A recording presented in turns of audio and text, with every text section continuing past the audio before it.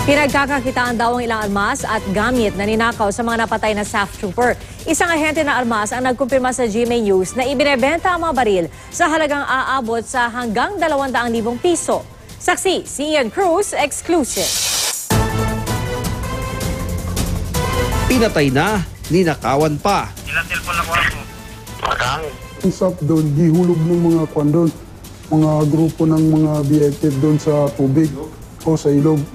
Lahat ng pouch nila, baril nila, gamit nila, kinuha. Pati yung uniform, kinuha nila. At ito na, ang isa sa mga baril na mga napatay, ibinebenta ayon mismo sa mga nag-aahente para rito na siya ring kumuha ng video at litrato ng mga ito.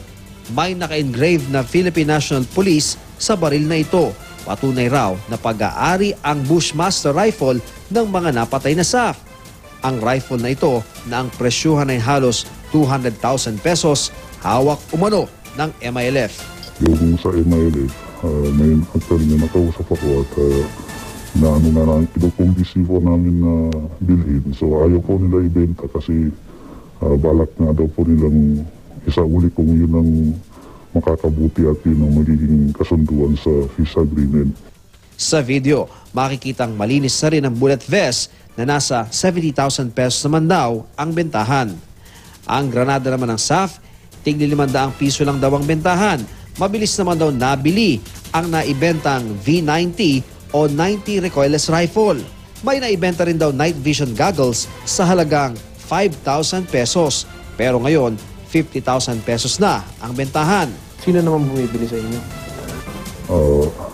Mayroon po yung mga politician, tapos yung iba po hindi ko po pwede masabi yung pangalan.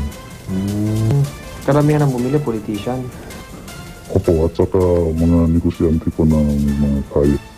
Patid mang mali ang pagbebenta, kalakaran na raw ito tuwing mapapasabak ang maarmadong grupo at may nakukuhang gamit at armas mula sa mga tropa ng gobyerno.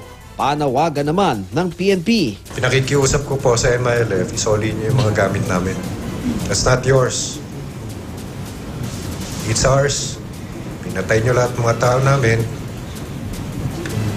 Huwag niyo nang dagdagan.